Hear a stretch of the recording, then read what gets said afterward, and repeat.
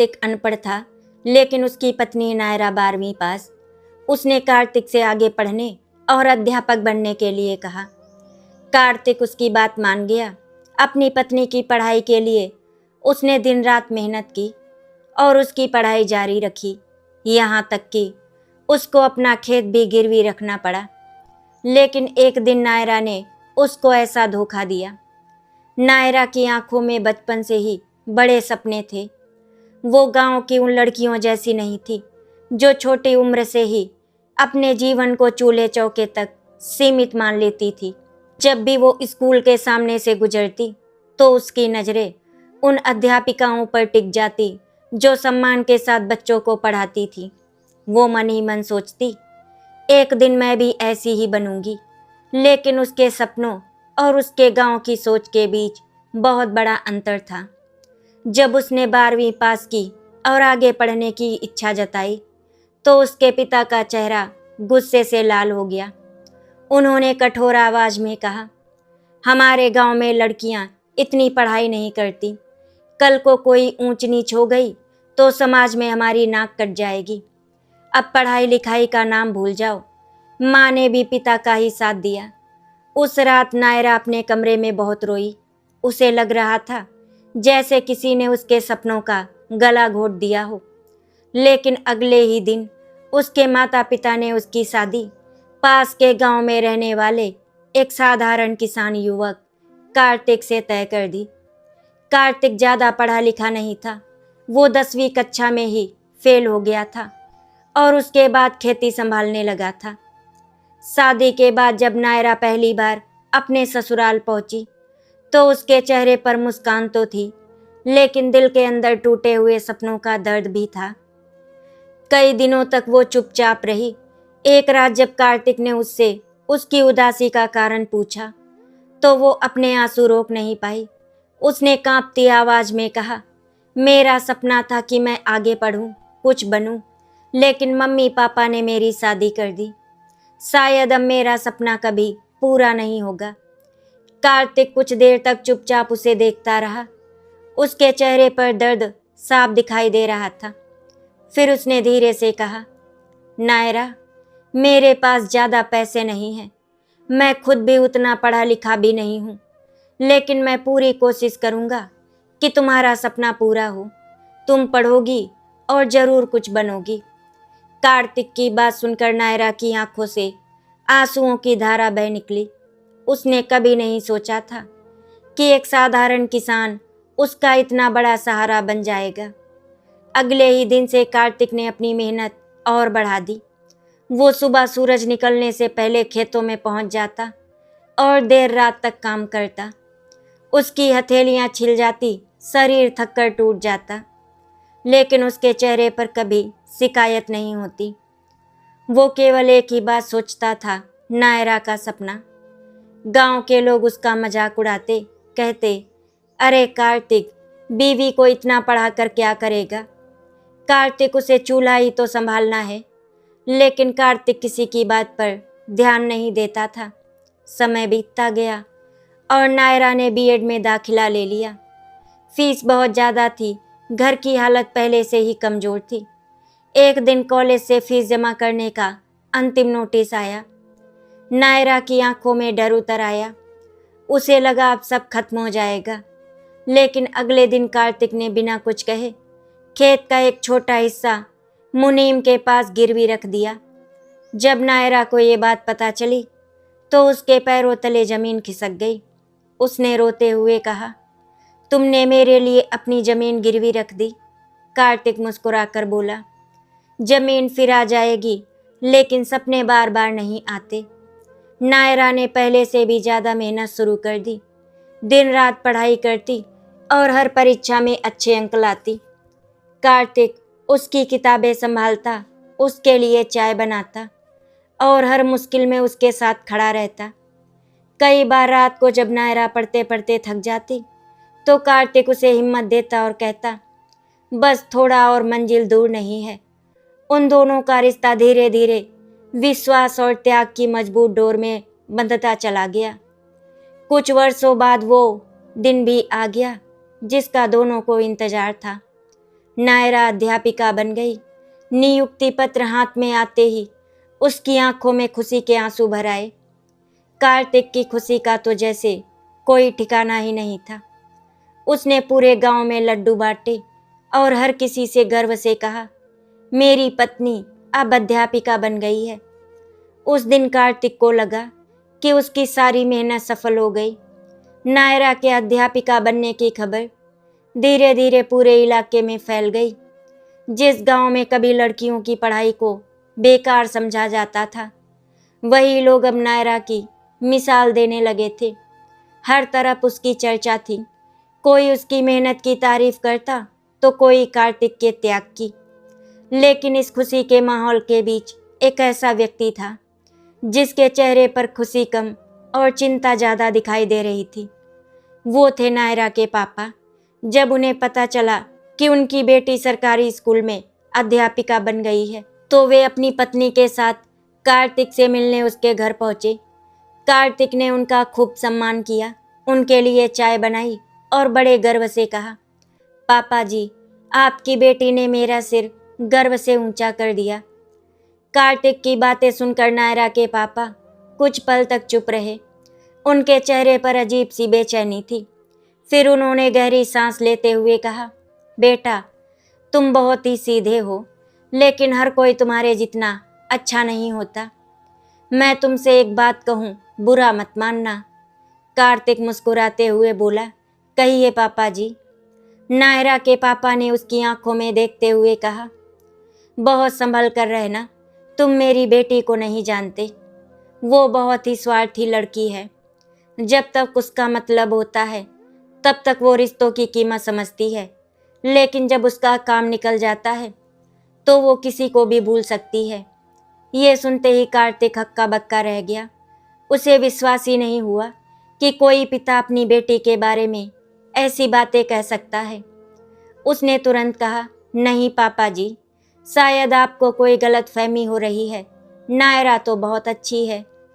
फिर नायरा के पापा ने केवल इतना कहा, समय आने पर मेरी बात याद आएगी बेटा, और चुप हो गए।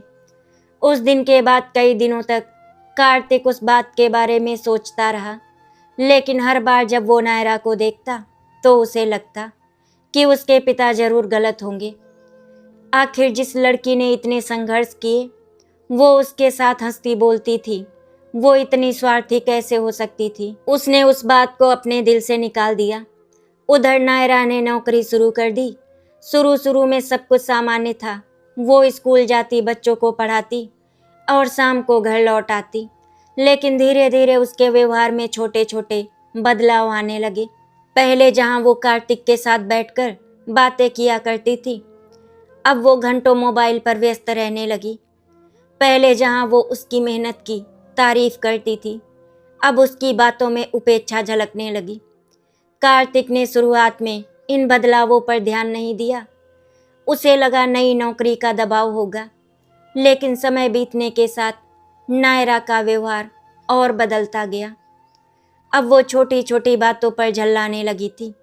कभी खाने में नमक कम होने पर गुस्सा करती, कभी घर के पुराने फर्नीचर को देखकर ताने मारती। कार्तिक चुपचाप सब कुछ सहता रहता, क्योंकि वो उससे बहुत प्यार करता था।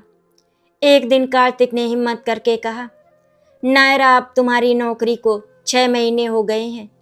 जो खेत मैंने तुम्हारी पढ़ाई के लिए गिरवी रखा था, उसे छुड़ा लेते हैं। धीरे धीरे पैसे जमा कर लेते हैं। कार्तिक ये बात बड़ी उम्मीद के साथ कह रहा था।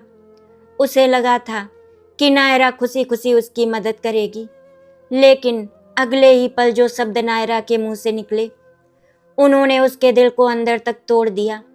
नायरा ने कठोर आवाज में कहा, कार्तिक, मेरी बात कान खोलकर सुन लो।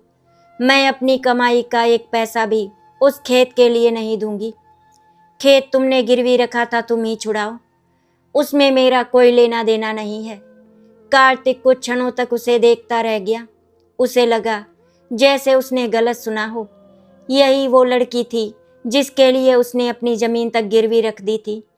वही लड़की जिसके सपनों के लिए उसने दिन रात मेहनत की थी। लेकिन आज उसकी आवाज़ में जरा भी अपनापन नहीं था। उस रात कार्तिक बहुत देर तक जागता रहा। उसकी आंखों के सामने बार बार नायरा के पिता का चेहरा याद आ रहा था।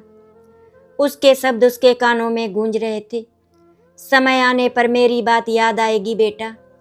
इसके बाद घर का माहौल तेजी से बदलने लगा। नायरा अब हर बात में कार्तिक की कमियां निकालने लगी। कभी कहती कि उसके कपड़े अच्छे नहीं, कभी कहती कि वो गांव के लोगों जैसा सोचता है। कार्तिक हर बार समझौता करने की कोशिश करता, लेकिन नायरा के दिल में जैसे कोई और ही दुनिया बसने लगी थी। वो अब गांव, खेती और अपने पुराने जीवन से दूर भागना चाहती थी। कार्तिक को महसूस होने लगा कि उसकी पत्नी उससे नहीं, बल्कि उसकी गरीबी और उसके किसान होने से नफरत करने लगी है। एक शाम जब कार्तिक खेत से थका हारा घर लौटा तो उसने देखा कि नायरा बहुत गुस्से में बैठी है। उसकी आंखों में अजीब सी कठोरता थी। उस शाम कार्तिक खेत से लौटा तो उसके कपड़े मिट्टी से सने हुए थे। पूरे दिन की मेहनत के बाद उसका शरीर थक कर चूर हो चुका था, लेकिन चेहरे पर हमेशा की तरह संतोष था। उसे विश्वास था कि समय के साथ सब ठीक हो जाएगा। शायद नायरा नौकरी के दबाव में बदल गई हो, शायद कुछ दिनों बाद फिर पहले जैसी हो जाए। इसी उम्मीद के सहारे वो हर दिन जी रहा था। लेकिन उस दिन घर के अंदर कदम रखते ही उसे कुछ अलग महसूस हुआ। नायरा कमरे में बैठी थी और उसके चेहरे पर गुस्सा साफ दिखाई दे रहा था। उसकी आंखों में वो अपनापन नहीं था जो कभी कार्तिक को हर मुश्किल से लड़ने की ताकत देता था। कार्तिक ने मुस्कुराते हुए कहा, क्या हुआ नायरा, तुम परेशान लग रही हो। लेकिन जवाब में नायरा की आंखों में और भी कठोरता आ गई। उसने बिना किसी भूमिका के कहा, कार्तिक, मैं अब तुम्हारे साथ नहीं रह सकती। ये सुनते ही कार्तिक के पैरों तले जमीन खिसक गई। उसे लगा जैसे किसी ने उसके कानों में उबलता हुआ शीशा डाल दिया हो। वो कुछ पल तक स्तब्ध खड़ा रहा, फिर धीरे से बोला, ये तुम क्या कह रही हो नायरा। नायरा ने ठंडी आवाज में कहा, सच कह रही हूँ, मैं तुम्हारे साथ खुश नहीं हूँ। तुम दिन भर खेतों में काम करते हो, गांव के साधारण किसान हो। तुम्हारे साथ रहकर मेरा भविष्य बर्बाद हो जाएगा। कार्तिक की आंखों में आंसू तैरने लगे। उसे विश्वास नहीं हो रहा था कि जिस लड़की के लिए उसने अपनी जिंदगी दांव पर लगा दी थी, वही आज उसे इस तरह अपमानित कर रही थी। उसने कांपती आवाज में कहा, नायरा, क्या तुम्हें याद नहीं कि तुम्हारी पढ़ाई के लिए मैंने क्या क्या किया था। मैंने अपनी जमीन तक गिरवी रख दी थी। लेकिन नायरा के चेहरे पर कोई भाव नहीं आया। उसने कहा, वो तुम्हारा फैसला था, मैंने तुम्हें मजबूर नहीं किया था।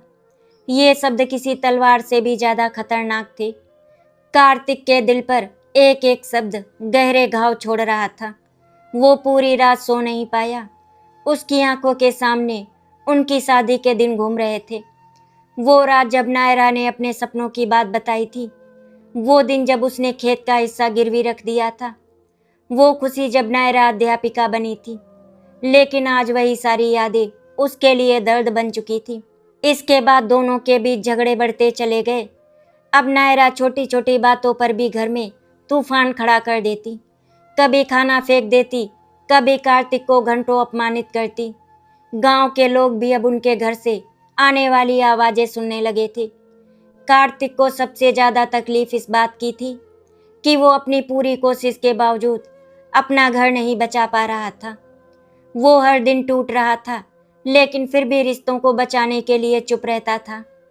एक दिन जब वो खेत से वापस लौटा तो उसने देखा कि मेज पर कुछ कागज रखे हुए हैं। उसने उत्सुकता से उन्हें उठाया।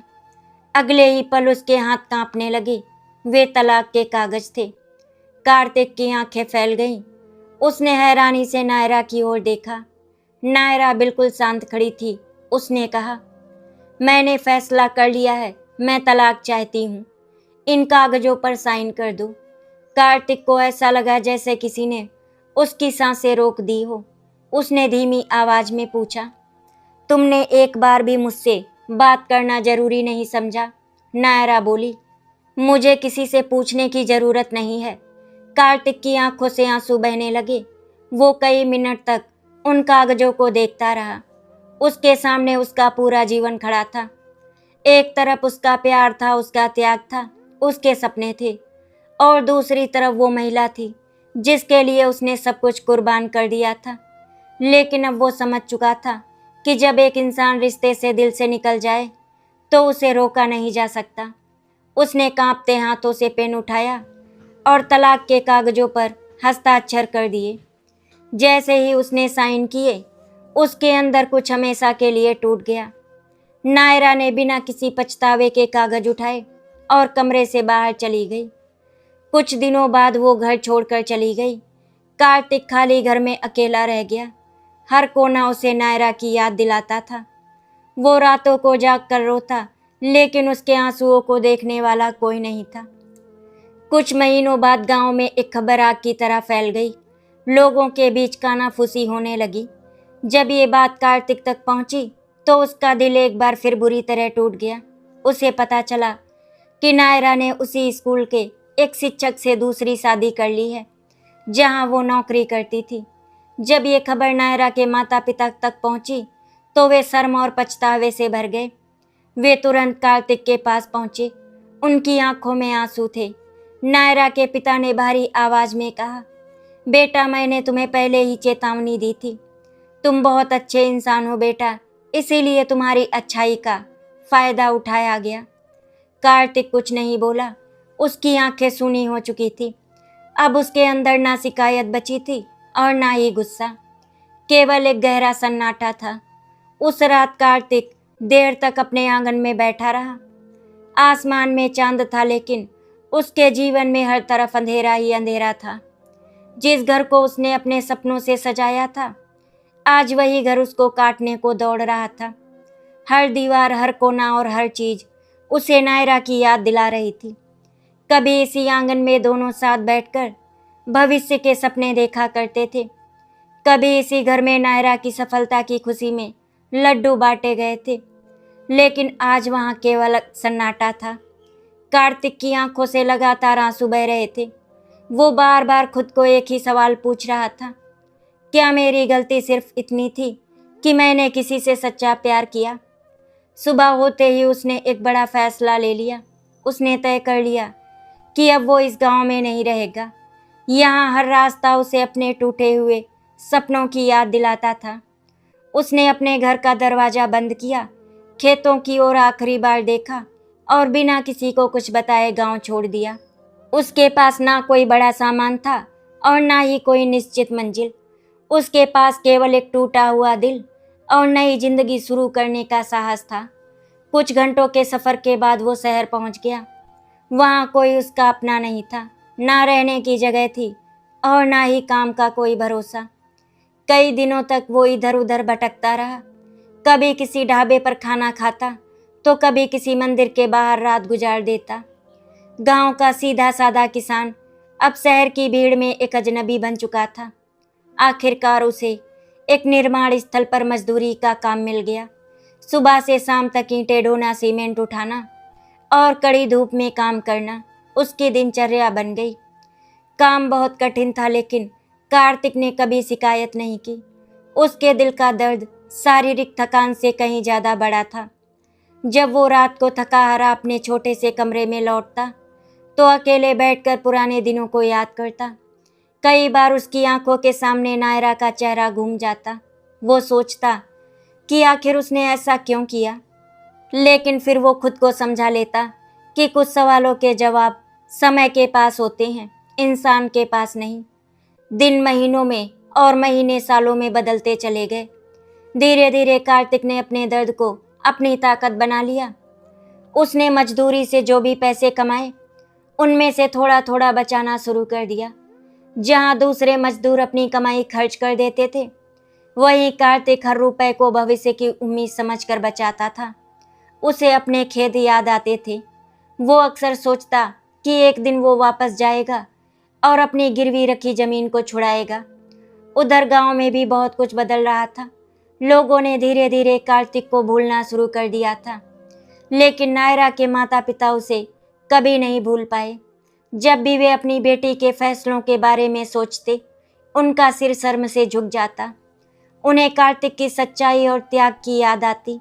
कई बार वे सोचते कि काश उनकी बेटी ने उस इंसान की कीमत समझी होती जिसने उसके लिए अपना सब कुछ दांव पर लगा दिया।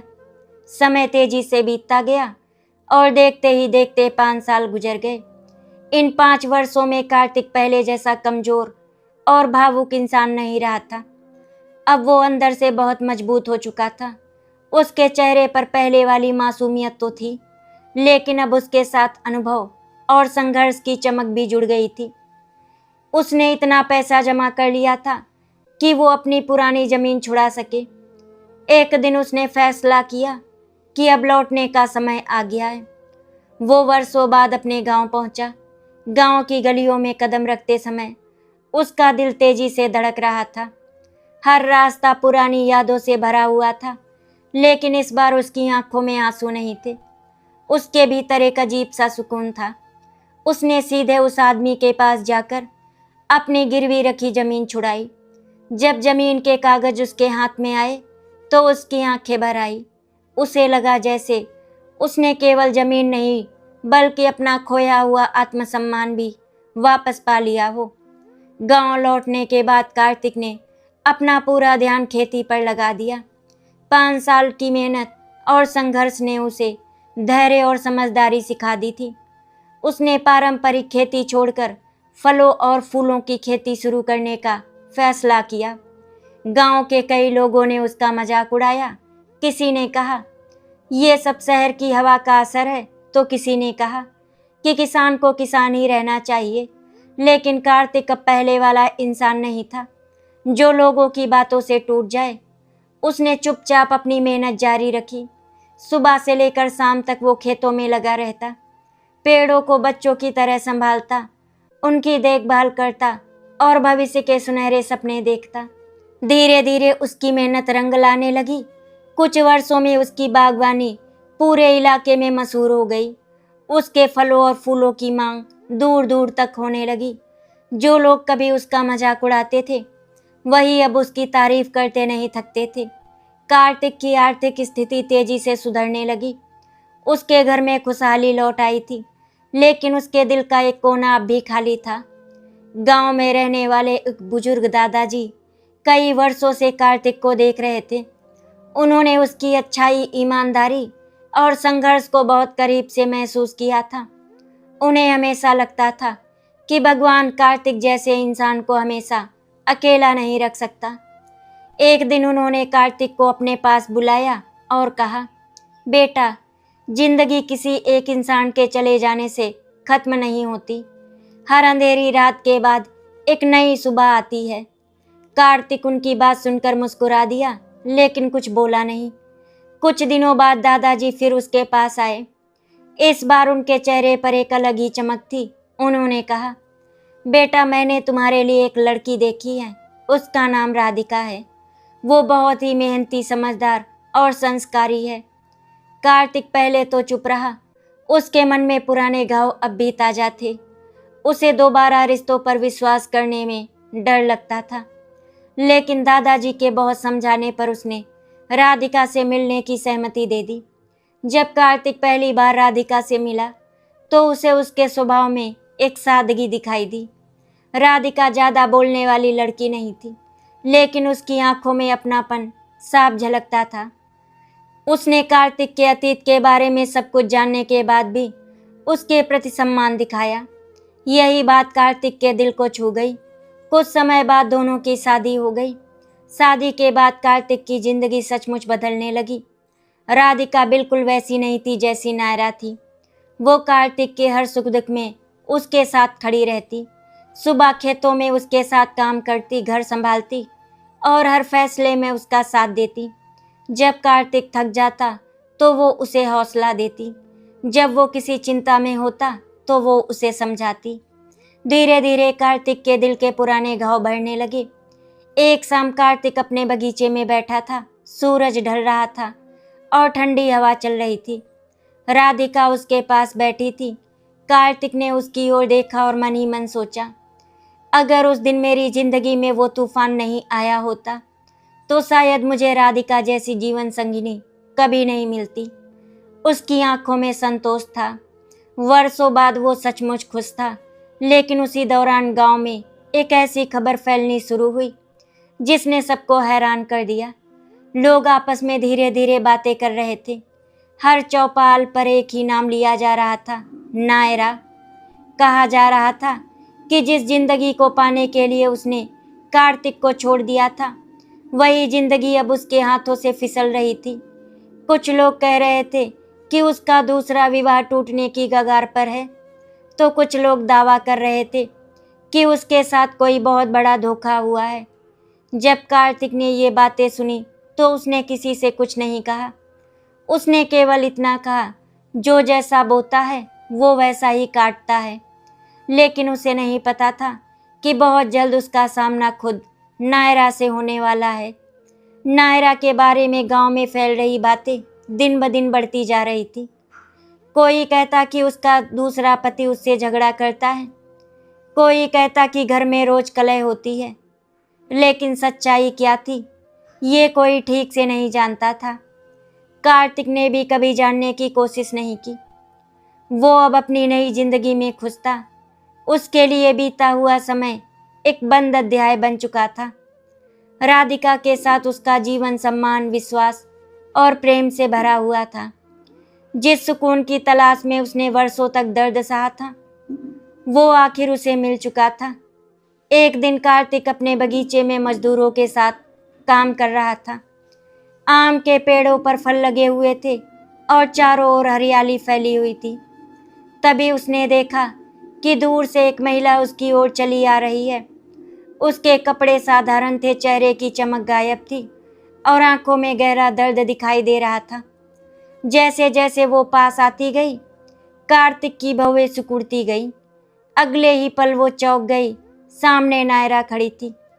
वो नायरा जो कभी अपने अध्यापिका होने और आधुनिक सोच पर घमंड करती थी, आज बिल्कुल टूटी हुई दिखाई दे रही थी। उसके चेहरे पर समय और पछतावे की गहरी लकीरें थी। कुछ क्षणों तक दोनों एक दूसरे को देखते रहे। फिर नायरा की आंखों में आंसू बहने लगे। उसने कांपती हुई आवाज में कहा, कैसे हो कार्तिक? कार्तिक ने शांत स्वर में जवाब दिया, भगवान की कृपा है, अच्छा हूँ। नायरा कुछ पल चुप रही। शायद वो शब्द तलाश रही थी। आखिर उसने भारी आवाज में कहा, मैं तुमसे माफी मांगने आई हूँ। ये सुनकर कार्तिक के चेहरे पर कोई विशेष भाव नहीं आया। वो केवल उसे देखता रहा। नायरा रोते हुए बोली, मैंने तुम्हारे साथ बहुत गलत किया। जिस इंसान ने मेरे लिए अपनी जमीन तक गिरवी रख दी, उसी इंसान को मैंने अपमानित किया। मुझे लगा था कि नौकरी और पैसे से जिंदगी की सारी खुशियां मिल जाएंगी, लेकिन मैं गलत थी। उसकी आवाज़ टूटने लगी। उसने बताया कि जिस शिक्षक के लिए उसने कार्तिक को छोड़ा था, वो व्यक्ति बाहर से जितना अच्छा दिखता था, अंदर से उतना ही स्वार्थी निकला। शादी के कुछ समय बाद ही दोनों के बीच झगड़े शुरू हो गए। वो केवल नायरा की नौकरी और उसकी कमाई में दिलचस्पी रखता था। धीरे धीरे रिश्ते में प्यार खत्म हो गया और केवल स्वार्थ बचा। कई वर्षों तक नायरा ने सब सहा, लेकिन अंत में उसका दूसरा विवाह भी टूट गया। जिन सपनों की दुनिया के लिए उसने अपना घर उजाड़ा था, वही दुनिया उसके लिए एक बुरा सपना बन गई। नायरा रोते हुए बोली, आज मुझे समझ आया है कि सच्चा जीवन साथी कौन था। जब पूरी दुनिया मेरे खिलाफ थी, तब तुम मेरे साथ खड़े थे, लेकिन मैंने तुम्हारी कीमत नहीं समझी। ये कहते हुए वो फूट फूट कर रोने लगी। उसके आंसुओं में वर्षों का पछतावा था। तभी पीछे से राधिका वहां पर आ गई। उसने पूरी बात सुन ली थी। राधिका ने नायरा को पानी दिया और शांत रहने को कहा। नायरा ने राधिका की ओर देखा और उसकी आंखें फिर भर आईं। उसने कहा, तुम बहुत भाग्यशाली हो राधिका, जो तुम्हें कार्तिक जैसा इंसान मिला है। इसकी कद्र करना। राधिका ने विनम्रता से सिर झुका लिया। कुछ देर बाद नायरा ने कांपती आवाज में कहा, कार्तिक, अगर हो सके तो मुझे माफ कर देना। कार्तिक ने गहरी सांस ली। उसके मन में पुराने जख्मों की यादें फिर ताजा हो गई। उसे अपनी गिरवी रखी हुई जमीन याद आई, मजदूरी के वे दिन याद आए, अकेले रोते हुए बिताई गई रातें याद आई। लेकिन उसे ये भी याद आया कि उन संघर्षों ने ही उसे आज का इतना मजबूत इंसान बनाया है। आखिरकार उसने शांत आवाज में कहा, नायरा, मैंने तुम्हें बहुत पहले ही माफ़ कर दिया था, क्योंकि अगर मैं तुम्हें माफ़ नहीं करता तो शायद खुद कभी खुश नहीं रह पाता। लेकिन कुछ रिश्ते एक बार टूट जाएं तो फिर कभी पहले जैसे नहीं बनते। ये सुनकर नायरा की आंखों से और आंसू बहने लगे। उसे समझ आ गया कि समय वापस नहीं लौट सकता। उसने जिस हीरे को ठुकराया था वो अब किसी और की जिंदगी की सबसे बड़ी खुशी बन चुका था। कुछ देर बाद नायरा वहां से चली गई। जाते जाते उसने एक बार पीछे मुड़कर देखा। सामने कार्तिक और राधिका साथ खड़े थे। उनके चेहरे पर सच्ची खुशी और संतोष था। उस दृश्य को देखकर नायरा की आंखों में फिर आंसू आ गए, लेकिन इस बार वे पछतावे के आंसू थे। कार्तिक ने उसकी ओर नहीं देखा। उसने मुस्कुराते हुए राधिका का हाथ थाम लिया और अपने बगीचे की ओर बढ़ गया। डूबते हुए सूरज की सुनहरी किरणें उनके चेहरे पर पड़ रही थी। ऐसा लग रहा था जैसे भगवान स्वयं उनके संघर्षों और सच्चे प्रेम को आशीर्वाद दे रहे हों। उस दिन कार्तिक ने महसूस किया कि जिंदगी में सबसे बड़ी जीत किसी से बदला लेने में नहीं, बल्कि अपने दर्द को ताकत बनाकर आगे बढ़ने में होती है। और सबसे बड़ा धन पैसा नहीं, बल्कि इंसान होता है जो हर परिस्थिति में आपका साथ निभाए। आज कार्तिक राधिका के साथ बहुत खुश है। कार्तिक को खुश देखकर नायरा के मम्मी पापा को बहुत ही सुकून मिला। नायरा के साथ जो भी हुआ था उसके लिए उन्हें दुख था, लेकिन नायरा ने जो कार्तिक के साथ किया वो भी तो बहुत गलत था। आशा करती हूँ आपको हमारी कहानी अच्छी लगी होगी। अगर आपको हमारी कहानी अच्छी लगी तो वीडियो को लाइक एंड शेयर करें, चैनल को सब्सक्राइब करें। वीडियो देखने के लिए आपका बहुत बहुत धन्यवाद।